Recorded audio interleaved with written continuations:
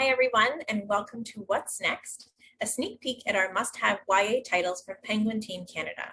Penguin Teen Canada is an imprint of Penguin Random House Canada, not to be confused with Penguin Teen. We are their cousins from the north, and every book presented today is available across North America from your preferred wholesaler or book retailer. Penguin Teen Canada is also the cool older sister of Tundra Books, an imprint I'm sure many of you are familiar with. My name is Vikki VanSickle, and I am the Director of Marketing and Publicity at both Penguin Teen Canada and Tundra Books. I'm also the author of a number of books for children. I have a master's degree in children's literature, and I got my start managing a children's bookstore in Toronto. In a nutshell, I eat, sleep, and breathe kids' books, and I'm thrilled to talk about 4 amazing YA novels.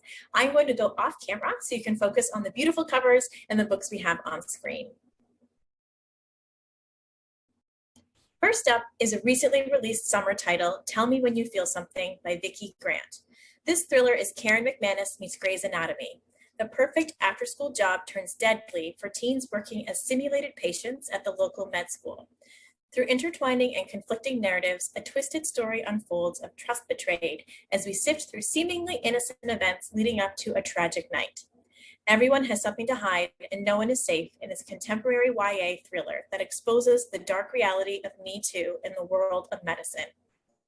Author Vicky Grant's books have been shortlisted for many awards, including an Edgar Award, and landed on best book lists from both the New York Public Library and Bank Street College.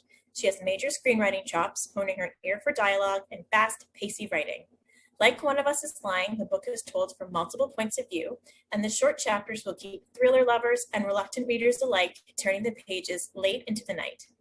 Vicky is also a great comedic writer, and there are some fantastic one-liners and comedic relief that make this a well-rounded read.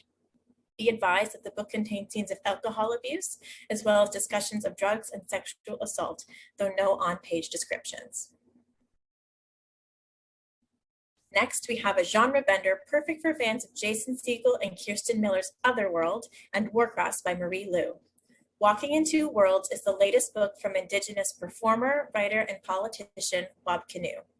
In the real world, Bugs is a shy and self-conscious Indigenous teen who faces the stresses of teenage life on the res. But in the virtual world, her alter ego is not just confident, but dominant in a massive multiplayer video game universe. Feng is a teen boy who's been sent from China to live with his aunt, a doctor on the res, after his online activities suggests he may be developing extremist sympathies. Meeting each other in real life as well as in the virtual world, Bugs and Feng immediately relate to each other as outsiders and avid gamers. But betrayal threatens everything Bugs has built in the virtual world, and she must learn to reconcile the parallel aspects of her life, the traditional and the mainstream, the East and the West, the real and the virtual. Walking in Two Worlds weaves together many themes and issues facing teens today, including an increasingly virtual space, gaming, cultural and societal pressures, and more. Bob Canoe has dedicated his life to celebrating and amplifying Indigenous culture, and this novel decolonizes and challenges the YA fantasy novel, weaving in needed perspectives and voices. Most recently, video of Wob challenging the new Manitoba Indigenous Reconciliation Minister for his insensitive and unfounded comments regarding residential schools has gone viral. Be advised that this book contains scenes depicting suicidal thoughts, attempted suicide, body shaming, as well as mentions of cutting and drug use. Debut author Shirin J. Zhao had an incredible response when they announced their book deal online. Maybe not so surprising when you consider their 64,000 Twitter followers and the combined 2.2 million YouTube video views across 5 videos that explore Asian cultural inspirations in pop culture. Their debut novel, Iron Widow, is an adrenaline-packed, genre-bending read with LGBTQ+ content.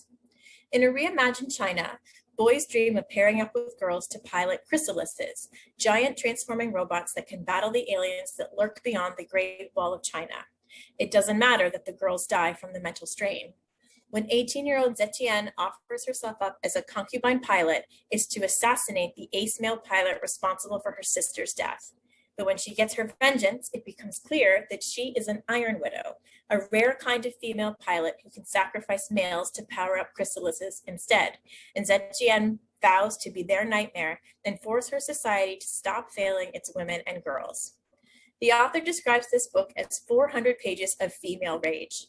Iron Widow is our top requested title on NetGalley and is racking up the rave reviews on Goodreads and from authors like Julie C. Dow, who calls Iron Widow, quote, brutal, bloodthirsty, and full of rage. Zetian's fight to shatter patriarchal definitions of power makes her a truly thrilling read, end quote. Sharon is a dynamic presenter, and you can see them in action on the Between Worlds panel today at 3:20 p.m. Eastern Time.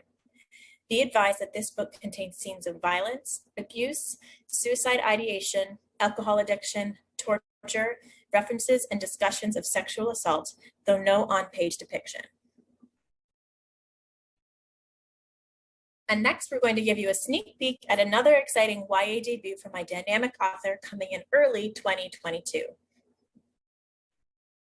Sheena Kamal's debut YA novel, Fight Like a Girl, was released to great acclaim in Canada last year.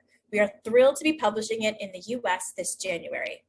Trish is trying to break the chain of domestic violence, channeling her violent impulses into Muay Thai kickboxing, an unlikely sport for a slightly built girl of Trinidadian descent. Her father comes and goes as he pleases, his presence adding a layer of tension at home. Until the night he wanders out drunk in front of the car Trisha is driving. Her father is killed, and her mother seems strangely at peace. Trisha doesn't know exactly what happened that night, but she's afraid it's going to happen again. Her mom has a new man in her life, and dangerous patterns are repeating. Fight Like a Girl is a raw, unflinching examination of domestic violence and the impact it has on a family. Kamal's writing is as tight and precise as her protagonist's boxing moves, and this thriller has an extra level of gravitas. This is not simply a thriller for entertainment's sake, but sheds light and asks big questions about domestic violence. Sheena Kamal is a South Asian Canadian author.